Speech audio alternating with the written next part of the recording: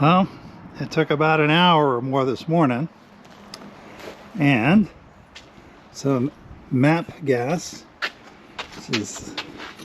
This is though not true MAP gas, but it's still a lot hotter than propane. My impact driver, and I sacrificed some vinyl, but plenty of heat, and I got these two screws out, so that means this hood sticks are out. And then more MAP gas, more driver. I got the screws out of here finally, and I managed to access this screw that's accessed through that hole from the interior, and got the front fender off.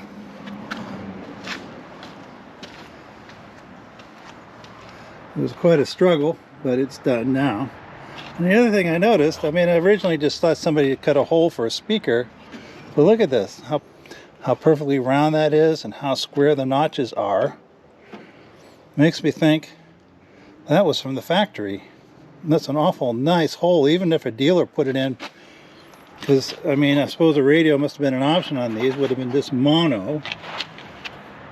And of course there's a hole on this side, but I do not see one on the other side. Of course that side's still got, I don't know, I think that's stripped down, so that's just there.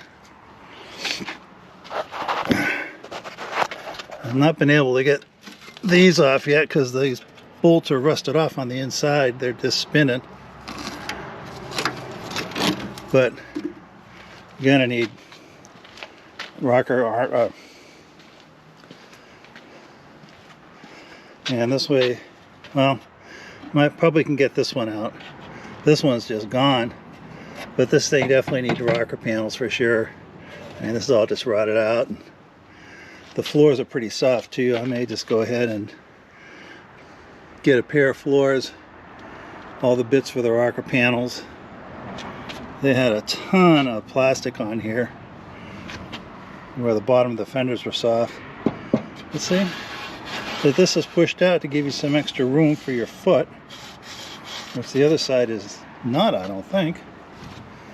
Let's take a look. It is not. I mean, I really think that they would have made the basic body tub,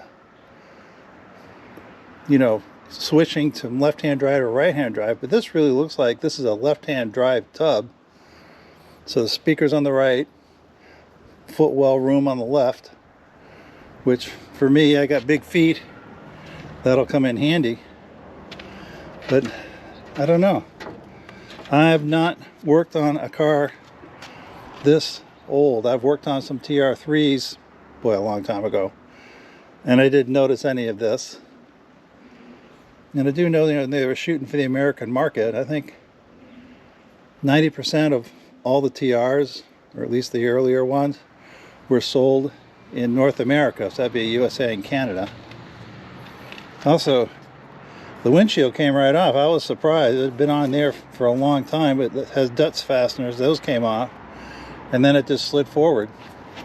Just had to get the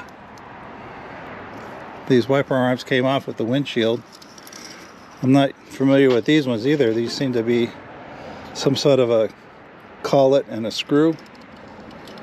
I mean, I know that the whole idea was that the windshield would come off easily, so you know, weekend racers could drive to the track legally, pop the windshield off. So my real question is, I went in for lunch after I got this apart this morning. I've had these soaking down. How hard will it be to get those screws out? So that's what I'm going to try now. All right, we'll start just seeing if I can turn them up by hand.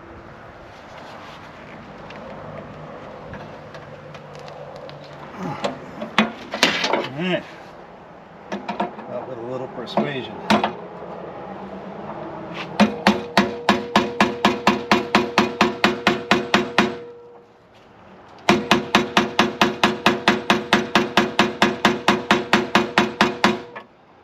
does not seem to be working either. But I may have to do it. I'm worried about hitting that too hard because this thing will bend. And I do not want to mess up this tin. Looks like I can spray up that way. So let's get these things soaking in some oil and we'll come back to them. So I'm just putting it back in later at editing. I'm showing that you have to use 2 map torches to get enough heat into those windshield stanchion fasteners to get them out. They were a real bugger. It took about 2 hours to get them out with the 2 torches and the impact driver. And when I was hitting the impact driver so hard, it was actually cut the slots in the top of the screws and turned them into bow ties. Here's the hardware from the stanchions. You get the 2 plates. The dust fasteners are good. You can see the recessed screws, but they just got on this side. You can see I actually had to hit it so hard it pushed the sheet metal in a bit, but it doesn't look like it's stretched and there's no creases, so I think it'll come out of there pretty easy.